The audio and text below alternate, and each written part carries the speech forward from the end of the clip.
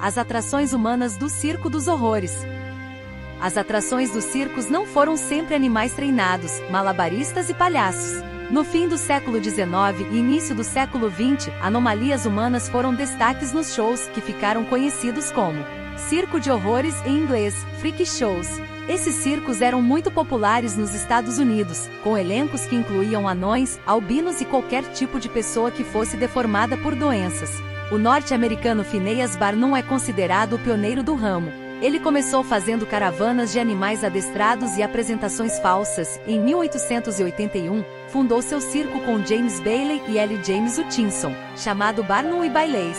O Barnum e Bailey's era uma espécie de Cirque du Soleil do século XIX, com uma diferença importante: no lugar de animais, curiosidades humanas eram apresentadas. Pessoas pagavam para sentar-se sob a lona e ver, ao vivo e em cores, aquelas que eram consideradas aberrações da natureza. O circo tornou-se o maior do mundo. Essas pessoas com deformidades eram abandonadas ao nascer devido às suas condições. Por isso, as apresentações nos circos acabavam sendo sua única fonte de renda e de sobrevivência.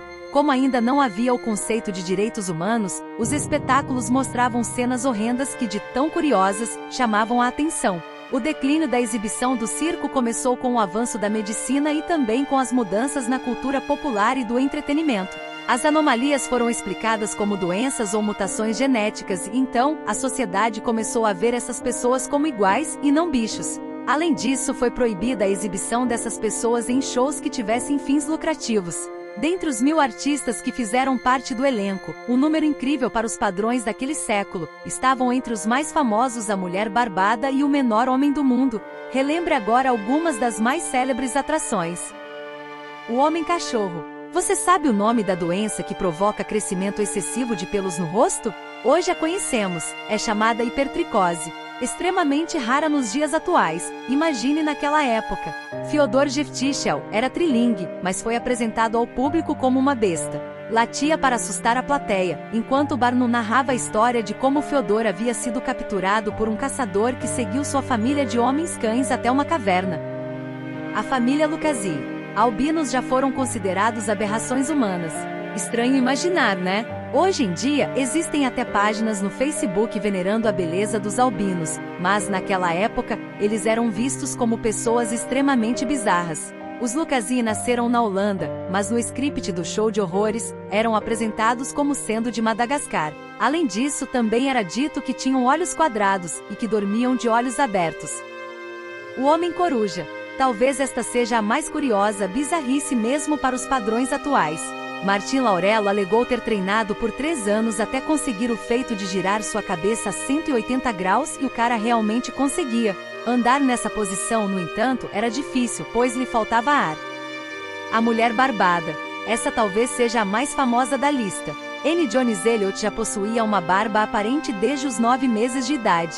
Barnum levou-a em turnê após a condição imposta pelos pais de que a mãe a acompanhasse. Após sair do Barnum e Bailey's, N realizou uma turnê pela Europa onde se apresentou inclusive ao czar russo e outras famílias reais. Quando retornou ao circo de Barnum, passou a ganhar mais que o próprio presidente dos Estados Unidos. As Irmãs Siamesas. Daisy e Violet foram as mais bem-sucedidas irmãs siamesas do Freak Show. Unidas no quadril e nas nádegas, compartilhavam apenas a circulação sanguínea. Eram gêmeas pigopagus, idênticas que se fundiram pela pelvis no útero. Adotadas aos 2 meses pela patroa da mãe, foram logo levadas ao circo de horrores e cresceram apresentando-se. Violet e Daisy participaram de alguns filmes e lutaram a vida inteira contra o preconceito devido à sua anormalidade. Seus corpos foram encontrados em 1969. Padeceram da gripe de Hong Kong, que matou 1 milhão de pessoas na época. Daisy morreu primeiro e Violet, 3 dias depois. O jogador de futebol de 3 pernas. Francesco Frank Lentini nasceu com 3 pernas e 2 órgãos sexuais na ilha de Sicília, Itália. Seus pais o rejeitaram acreditando que era uma obra do tinhoso. Nos dias atuais, sabe-se que Frank possuía a condição conhecida como gêmeo parasita. Ou seja, o feto de seu irmão gêmeo alojou-se na coluna, por isso tentar removê-lo poderia paralisar o garoto. Aprendeu a andar, patinar no gelo e pular corda. Aos 8 anos, entrou para o show business. Sua terceira perna era usada para chutar uma bola, daí o nome artístico que recebeu. A mulher mais feia do mundo. Merriam-Webster começou a apresentar acromegalia, um gigantismo progressivo que provoca distorção óssea facial, logo após o casamento.